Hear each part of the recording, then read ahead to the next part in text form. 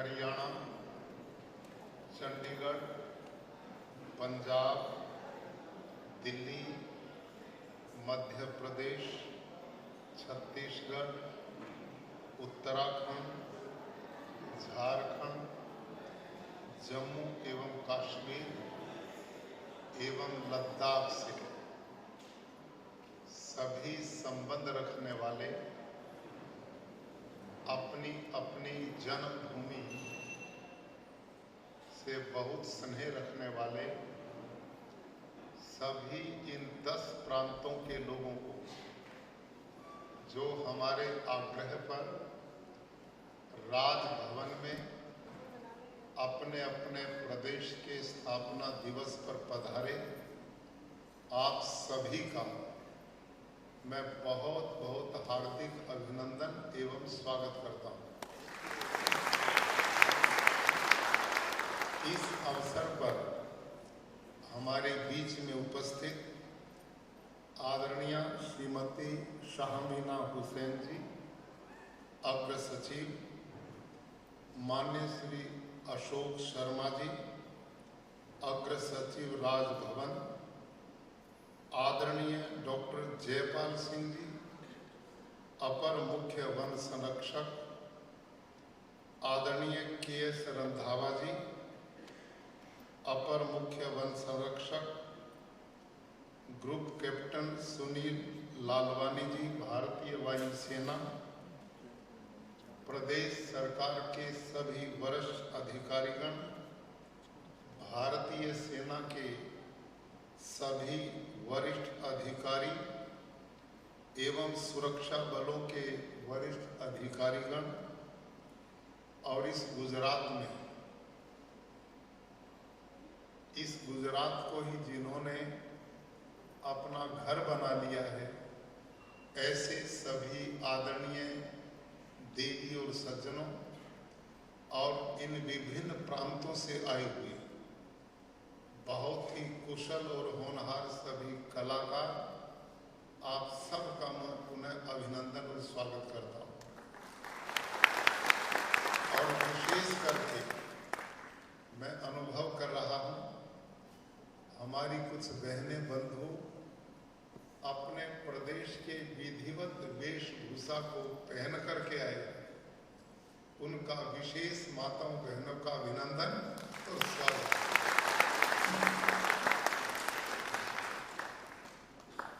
आज हम सबको प्रसन्नता है कि भारत के यशस्वी प्रधानमंत्री श्रीमान नरेंद्र मोदी जी ने और भारत के गृह मंत्री आदरणीय श्री अमित शाह जी ने एक नई परंपरा बनाई। ऐसे ये आयोजन एक वर्ष से पहले नहीं होते थे। यह उन दोनों महान राष्ट्रभक्त चिंतक लोगों का विचार बना कि भारत एक विशाल देश है और अलग अलग राज्यों में अलग अलग संस्कृति है, भाषाएं अलग हैं, वेशभूषाएं अलग हैं, खान पान अलग है, लेकिन इन सब के होते हुए भी भारत एक राष्ट्र है। और हमें गर्व इस बात का है कि आजादी के बाद इस देश को एकता के सूत्र में बांधने का काम भी गुजरात की धरती के महान सपूत सरदार वल्लभ भाई पटेल ने किया था। भारत आजादी से पहले रजवाड़ों में बटा था। यदि भारत आजाद भी हो गया होता और ये रजवाड़े यूं ही बने होते तो आज भारत कैसा होता, थोड़ा सा विचार करके देखो। लेकिन उस लौह पुरुष ने भारत के अतीत को जाना था और भविष्य का निर्माण करने के लिए उसने इतना मजबूत रास्ता चुना कि आज भारत एक विश्वव्यापी महान राष्ट्र के रूप में हमारे सामने है और हम सबको गर्व है कि हम इस पवित्र भारत भूमि के वासी हैं, हम इसकी संतान हैं। एक भारत श्रेष्ठ भारत, इस कार्यक्रम का प्रधानमंत्री जी ने नाम दिया कि हम एक बने और श्रेष्ठ बने। भारत का अतीत इतिहास बहुत गौरवशाली रहा। हम विश्व गुरु कहलाए जाने वाला देश है और सोने की चिड़िया कहा जाने वाला देश है। हम बौद्धिक रूप से भी दुनिया का नेतृत्व करते थे और आर्थिक रूप से हमसे मजबूत दुनिया में कोई राष्ट्र नहीं था। दुर्भाग्य ये रहा कि हमारे इतिहास को बिगाड़ दिया गया, तोड़ मोड़ करके प्रस्तुत किया गया है। यदि यह इतिहास वैसा ही रखा होता तो हमें गुलाम बनाने वाले लोग ज्यादा गुलाम नहीं रख सकते थे, क्योंकि उनका उद्देश्य उसमें पूरा नहीं होता था। वो हमारे लोगों के बीच में हीनता का भाव लाना चाहते थे। भाइयों और बहनों, यह देश सोने की चिड़िया था, ये कल्पना नहीं। आप लोग और हम पढ़ाए जाने वाले इतिहास से इतने प्रभावित रहे कि हम अपने आप को दीनहीन और यही सोचते रहे कि हमें तो सारी जिंदगी गुलामी ही करना आया है। ऐसा नहीं था। भारत के स्वर्णिम काल को आप पढ़ें, जब विश्व में सबसे ज्यादा जीडीपी भारत की होती थी, और उसका कारण था कि इस देश के गांव-गांव के अंदर औद्योगिक इकाइयां होती थी। ये गांव इस ढंग से ताने बाने से बंधा था, एक दूसरे से लोग इतना प्यार स्नेह अपनापन करते थे और अलग अलग काम जिनको सौंपे थे वो जिम्मेदारी से उसको करते थे। हमारा गांव कैसा होता था, ध्यान करें। एक गांव में एक लोहार परिवार था जो सारे गांव के लोहे की पूर्ति का काम करता था। एक वहां बाल काटने वाला नापित नाई था जो सारे गांव के बालक और बूढ़े जवान के इस व्यवस्था से निश्चिंत करता था। वहां एक चर्मकार था जो जूता बनाने का काम करता था। वहां एक जुलाहा था जो वस्त्र बनाने का काम करता था। वहां एक कुंभकार था जो बर्तन बनाने का काम करता था। वहां पर एक मिस्त्री अलग से मेसन था जो भवन निर्माण का काम करता था। अर्थात किसान जो सबको अन्न दे करके पेट भरने का काम करता था। अब मानव जीवन की जितनी भी जरूरतें थी वो सारी की सारी इस देश के गांव में ही पूरी हो जाती थी। आदान प्रदान आपस में उन चीजों का अन्न के द्वारा करके सब तो पेट भर के सोते थे। सब पे वस्त्र और मकान की पूरी आवश्यकता थी। कोई दीनहीन इस देश में नहीं था। सारी आवश्यकता होगी ना गांव में पूरी। शहर से गांव में कुछ भी नहीं आता था इस देश का। शहर से गांव में दो चीज आती थी, एक आता था नमक और एक आता था लोहा। लेकिन उस लोहे से जो औजार बनाने थे वो गांव में ही बनते थे। देखिए आप इस देश की व्यवस्था क्या थी। यहां शहर से पैसा गांव में जाता था, गांव का पैसा शहर में नहीं जाता था। और आगे सुनिए क्या होता था। गांव में जब अपने अपने ये कुटीर उद्योग से सारे गांव की जरूरत पूरी हो जाती थी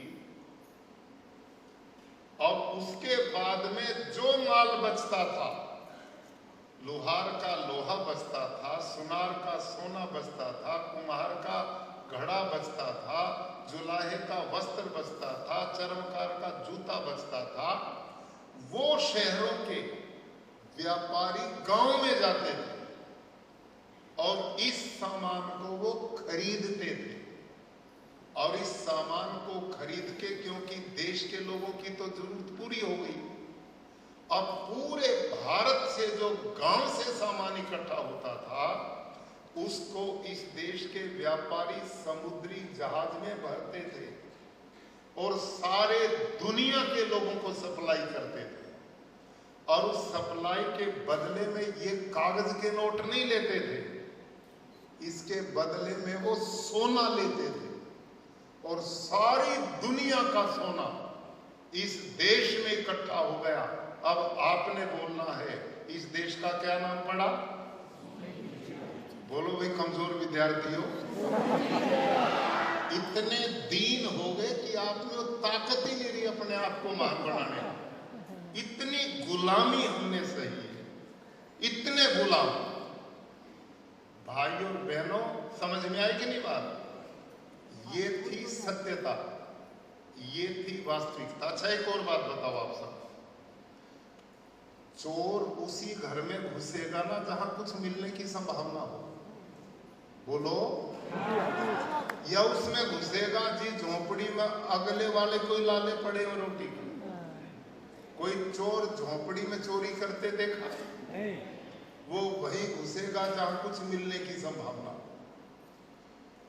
विश्व में, दुनिया में जितना लुटेरे इस देश में आए कहीं नहीं गए, क्योंकि यहां माल मिलता था, यहां धन दौलत अपार था, इसलिए यहां पे आए। लेकिन हम गुलाम क्यों हुए, इसको समझिए। हम विद्या में भी ऊपर थे, तक्षशिला, नालंदा, विक्रमशिला, ऐसी ऐसी इस देश में सैकड़ों यूनिवर्सिटीज उस काल में थे और गांव-गांव के अंदर गुरुकुल इस देश में चलते थे। एक भी ढूंढे से अनपढ़ व्यक्ति इस देश में नहीं मिलता था। और इसका प्रबल प्रमाण मैकाले को आप पढ़े। जिस समय अंग्रेज का राज इस देश में था, उस समय अंग्रेजों ने एक नीति बनाई कि इस देश में स्थायी परमानेंट शासन कैसे किया जा सकता है। तो पाया कि यहां का जो ताना बाना है, इस देश के लोगों का रहन सहन है, आपस में मिलना जुलना है, इनमें इतना प्यार है कि इनका गांव एक परिवार के रूप में रहता है। यहां काम अलग अलग था, लेकिन उनके सामाजिक सामूहिक कार्यक्रम इतने संगठित होते थे कि एक दूसरे के सहयोग के बिना वो पूरे होते ही नहीं थे। जैसे शरीर है ना मेरा आपका, ये 4 भागों में बटा और इसको वेदों में एक मंत्र दिया है, ब्राह्मणों से मुखमाशित बाहुराजन्य कृत उरु तदस्य यदवश्य पदभ्याम शूद्रो जाए। हिस्से तो 4 है, एक पैर है, एक पेट है, एक छाती है, एक ब्रेन है। अब देखो ये कितने जुड़े हुए। कांटा पैर में लगता, आंसू आंख में आता है, कितना तालमेल इनका। ये पैर इन ऊपर वाले तीनों को उठाए फिरते हैं और हम खाते हैं ना, इस हिस्से को देते, ये अपने पास नहीं रखता, ये मदद करके इस वैश्य पेट को भेजता है और ये पेट उसे जमा नहीं करता, हजमा खराब नहीं करता, ये उससे माल का निर्माण करके जिस अंग को जरूरत है वही सप्लाई करता है। नीचे वालों को भी करता है, यहां वाले को भी करता है और यहां वाले को भी करता है। वो यदि अपने पास स्टॉक रखेगा तो मरेगा कि नहीं? ये नियम था इस देश में। यहां का बिजनेसमैन सप्लाई का काम करता, आयात निर्यात का काम करता था। यहां का ब्राह्मण जात से नहीं होता था, यहाँ ये जात पात है ना, इसने इस देश का बहुत बड़ा विनाश। यहाँ जात पात नहीं थी, वर्ण व्यवस्था थी। और वर्ण व्यवस्था क्या थी? 4 भागों में मनुष्य जाति को बांटा था। जो पढ़ने पढ़ाने का काम करे, विद्या का प्रचार करे, लोगों को धर्म का मार्ग सिखाए, परोपकार, भलाई और पुण्य का काम सिखाए, उनको मानवीय गुणों से प्रेरित करे, उसको ब्राह्मण बोलते थे। और जो देश की रक्षा करे, बलिदान देने के तैयार है, जैसे ये बहादुर लोग हमारे मेरे दाईं ओर बैठे, ये वो इनको क्षत्रिय बोलते थे। इनका काम अंदरूनी बाहर समाज और देश की रक्षा करना था, उनको क्षत्रिय बोला जाता था। और जो देश में कहीं पर भी अभाव ना रहने, सब जरूरतें पूरी करे, मंगवानी है तो मंगवाए, भेजनी है तो भेजे, लेकिन धरती पर कोई भूखा ना सोए, अन्न धन सबको मिले, ये व्यवस्था इस देश में वैश्य की जिम्मेवारी होती है। और आज जाति विशेष को शूद्र बोल दिया, ये नहीं था इस देश में। यहां शूद्र किसे कहते थे? जो पढ़ने से पढ़ ना सके, लिखने से लिख ना सके, सोच बेचारे की बहुत सूक्ष्म ना हो, ऐसे व्यक्ति को सेवा का काम देते थे। भाई रोटी कपड़ा मकान इसको भी मिलना चाहिए, रोजगार इसको भी मिले, और वो किसी भी वर्ण में हो सकता था। ध्यान करो, आजकल जो पढ़ाया गया ना विचलित दिमाग की, ये नहीं थी व्यवस्था। स्पष्ट लिखा शास्त्र में, ब्राह्मणों शूद्रता में थी, ब्राह्मणेति शूद्रता। इसका मतलब क्या है कि एक आदमी ब्राह्मण कुल में पैदा हुआ और ब्राह्मणोचित काम नहीं करता, तो उसको वहां नहीं रखते थे देश में, वहां से बाहर वो जो कर्म के लायक है वहां भेजते थे। यदि उसमें क्षत्रिय गुण है तो वहां जाओ, और वैश्य व्यापार करना चाहता तो उनके पास जाओ, और ये कोई भी कर्म नहीं करना चाहता तो सेवा का काम। और एक शूद्र कुल में पैदा हो गया और ब्राह्मणोचित कर्म करता है, तो उसे शूद्र कुल में नहीं रखते थे, निकालो और इसको ब्राह्मण कुल में भेजो, क्योंकि इसका कर्म इतना ऊंचा है। यदि ये क्षत्रिय बनना चाहता और इसमें गुण है तो वहां भेजो। ये थी वैज्ञानिक व्यवस्था इस देश की। अब इसका परिणाम क्या होता था, इसको सुनो ध्यान से। इसका परिणाम ये था कि कोई ब्राह्मण परिवार में पैदा हो गया और ब्राह्मणोचित कर्म नहीं करता, तो उसे खतरा था, अब तू यदि ब्राह्मणोचित श्रेष्ठ कर्म नहीं करेगा तो तेरे को दूसरे उस वर्ण में भेज दिया जाएगा नीचे। तो इसलिए वो सीधा रहता था, ठीक ठाक रहता था, अपने काम के प्रति सजग था। और कोई शूद्र कुल में पैदा हुआ और श्रेष्ठ कर्म करता है तो उसके लिए भी उन्नति के रास्ते खुले थे, उसको आगे बढ़ने का अधिकार था। लेकिन हमारी व्यवस्था इतनी गलत कर दी और क्या बना दिया कि जो अब जात पात बनी ना, उसमें जो पैदा हो गया वो उसी में रहेगा। हमने वर्ण व्यवस्था जो कर्म से के आधार पे थी, आज हम उसको जन्म के आधार पे करते हैं। क्यों भाई लोगों, आप ये बताओ, प्रोफेसर का बेटा बगैर पढ़े प्रोफेसर बन सकता है? डॉक्टर का बेटा बगैर पढ़े डॉक्टर बन सकता है? इंजीनियर का बेटा बगैर पढ़े इंजीनियर बन सकता है क्या? जब ये बिना कर्म किए वो नहीं बन सकते, तो ब्राह्मण का बच्चा ब्राह्मण बने ये कहां से लिखा है? और क्षत्रिय का क्षत्रिय बने ये कहां है? शूद्र का शूद्र ही रहेगा ये कहां है? वैश्य का वैश्य रहेगा ये नहीं है। ये कर्म पे आधारित है, और ये वैज्ञानिकता इस देश के आदिकाल में, और इसको हमने जात पात में बदल दिया। फिर जातों में संघर्ष शुरू हो गए, ये बड़ा है और ये छोटा है। मैं कई बार लोगों के बीच में बोलता हूँ, हम परमात्मा ने सब एक जैसे बनाए। इस सृष्टि का जो मनुष्य है वो एक ही जैसा तो सोचिए, जहां नाक मेरा है वहीं आप सबके, जहां कान मेरा वहीं आप सबके, जहां टांगे मेरी वहीं आप सबकी, और इस धरती पर हर मनुष्य की। और कमाल की बात यह है, हम कितना वैज्ञानिक सोच करते हैं। अब हम 10 प्रांतों के लोग यहाँ पे बैठे हैं और इन 10 प्रांतों के लोगों को दो को मैं इस मंच पे ले आऊं, इस मंच पे खड़ा कर दूं। आप कोई उनकी तथाकथित जाति को बता सकता कौन किस जाति का? बोलो जी। नहीं बता सकता ना। जाति पता किसे कहते हैं? समान प्रस्वात्विका जाति। लिंग भेद का नाम जाति है। उदाहरण के लिए आप एक 6-7 वर्ष के बच्चे को लो और उस बच्चे के सामने बताओ ये गाय है, ऐसी गाय है, ये घोड़ा है, ये गधा है, ये ऊंट है, ये बकरी है, और इनके ये लक्षण है।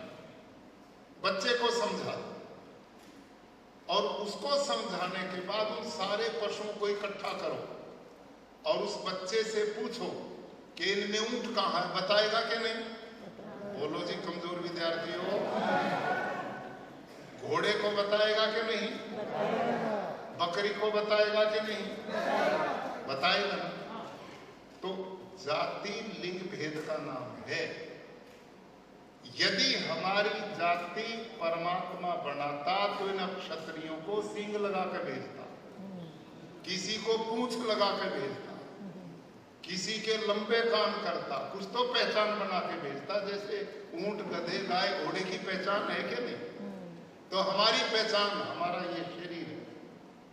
जब हम सब एक जैसे बीमार होते, हिंदू हो, मुसलमान हो, यहूदी हो, पारसी हो, सिख हो, जैन हो, कोई भी जो हमने बाड़े बना लिए, कोई भी है, यदि उनमें बीमार कोई किसी बीमारी से ग्रस्त हो तो क्या उनके अलग अलग इंजेक्शन आते हैं डॉक्टर के द्वारा दवाई, या गोलियां अलग अलग दी जाती हैं? क्यों भाई लोग? एक ही जैसी है कि नहीं दवाई? तो फिर लड़ाई किस बात की, ये झगड़े किस बात के? हम संगठित और एक परिवार अपने को क्यों नहीं मानते?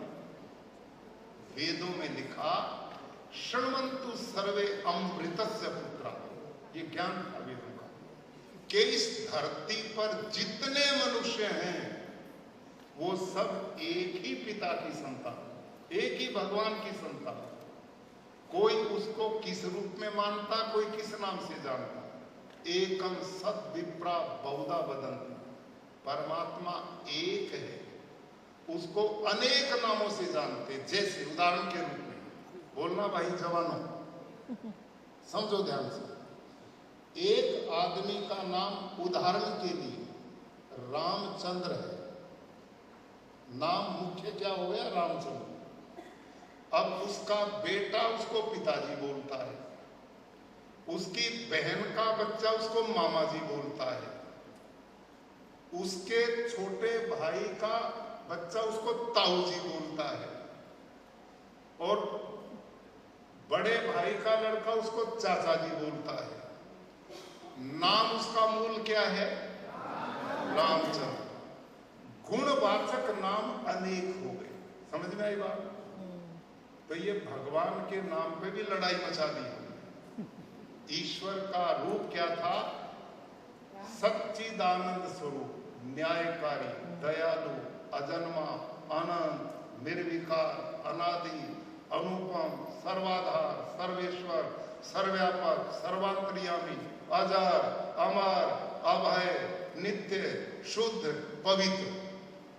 ये ईश्वर के गुण हैं। अब इनमें कोई उसको विष्णु बोल देता। विष्णु किसे कहते हैं? विष्णु व्याप्त धातु से बना, जो इस चराचर जगत में व्यापक है, उसका नाम विष्णु हो गया। लोगों ने इसके रूप बना लिए। गणेश किसे बोलते हैं? गणा नाम पति से गणेश है, जो प्रजा पालक है। राजा को गणेश बोलते थे, जो प्रजा का पालन करने वाला ईश्वर भी बोलते हैं।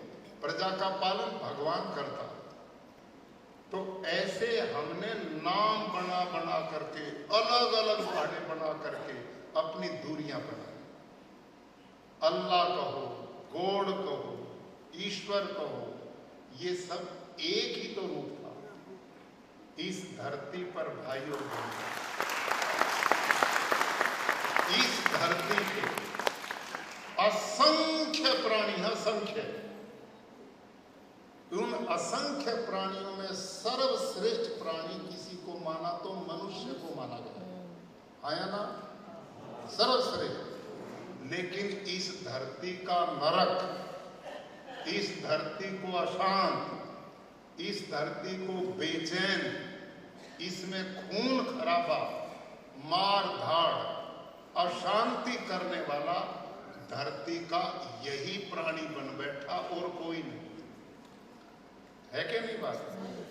अच्छा, गधे, घोड़े, भैंस, गाय, ऊंट, बकरी, पक्षी, जीव जानवर ने किसकी सीमा पर कब्जा किया?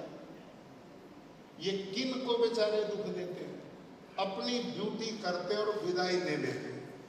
ये सारे अपराध हम ही करते हैं, चाहे पर्यावरण दूषित कर दिया हो, चाहे आतंकवाद हो, चाहे खून खराबा हो, चाहे लड़ाई झगड़े हों, देशों देशों के युद्ध हों। दो देशों के युद्ध चल रहे हैं और सीमा पर उनका पक्षी हमारे यहाँ जाता, हमारा वहां चला जाता। बताओ वो कौन सी लड़ाई लड़ता है? धरती पर सारे तो प्राणी धरती की व्यवस्था को ठीक रखने पर लगे, हम ही हैं जो गड़बड़ किए। अभी पीछे कोरोना था कि आप दुखी तो नहीं हो गए मेरे से? समझ में आ रही बात?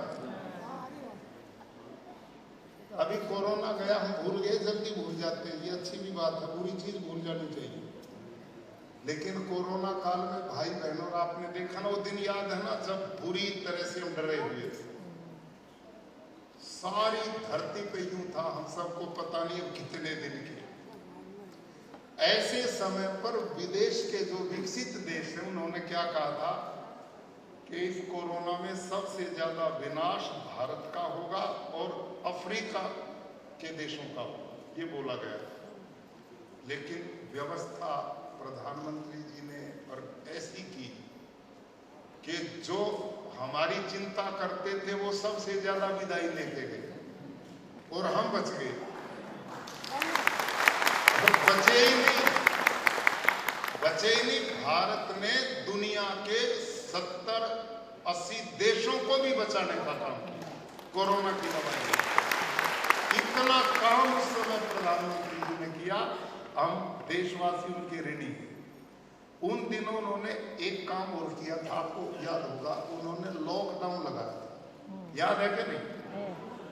और 1 महीने के लिए हम भारतवासियों को कहा था, भाई लोगों जो जहां है वो वहीं रहो, बाहर ना निकलो, बोला था ना। और हम उस समय इतने सफल अनुशासित सिपाही पाए कि हमने काम किया। हम रुके थे ना घरों में 1 महीना, अब उन 1 महीनों को याद करो।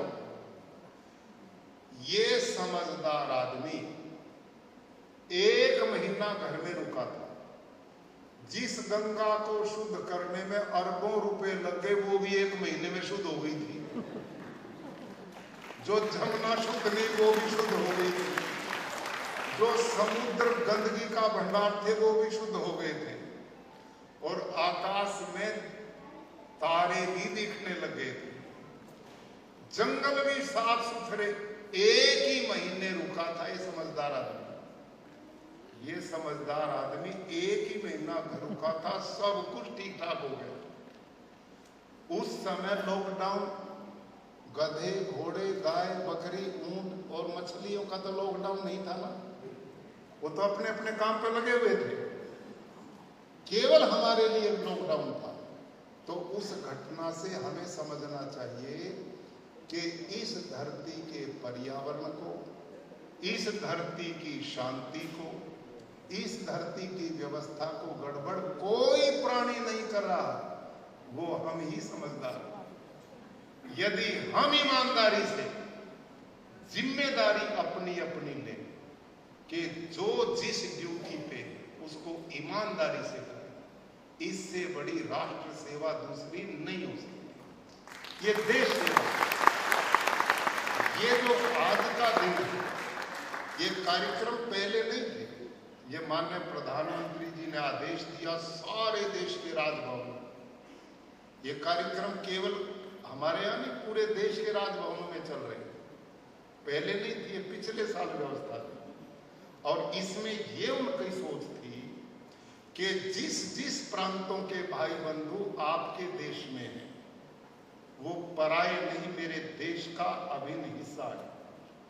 उनको राजभवन में बुलाओ, उनको सम्मान दो, उनके बच्चों के कार्यक्रम हो, राष्ट्र की भावना से ओतप्रोत हो।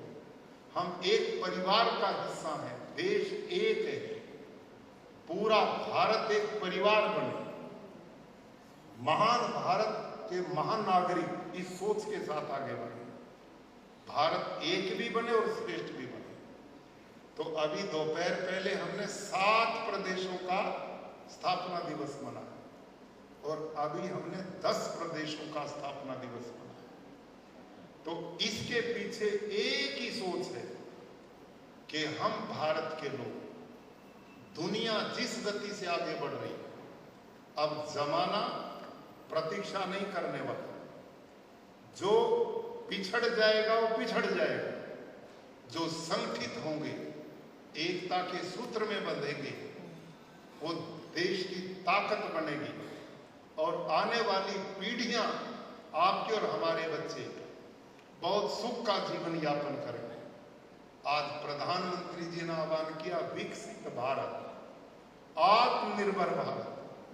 हम दुनिया में किसी के मोहताज ना रहे, सब कुछ अपने देश में बने और हम इतना विकसित बने कि एक गांव का अंतिम व्यक्ति भी वो सुविधा प्राप्त करे जो शहर में व्यक्ति करता है। सब सुखी होंगे। यही तो भारत के ऋषियों का नारा था, सर्वे भवन्तु सुखिनः, सर्वे सन्तु निरामया, सर्वे भद्राणि पश्यन्तु मां कश्चित् दुःखभाग् भवेत्। इस धरती पर कोई दुखी ना रहे, कोई असुविधाओं से ना रहे, सबका कल्याण और भला हो। ये मिशन के साथ प्रधानमंत्री जी देश को आगे बढ़ा रहे हैं।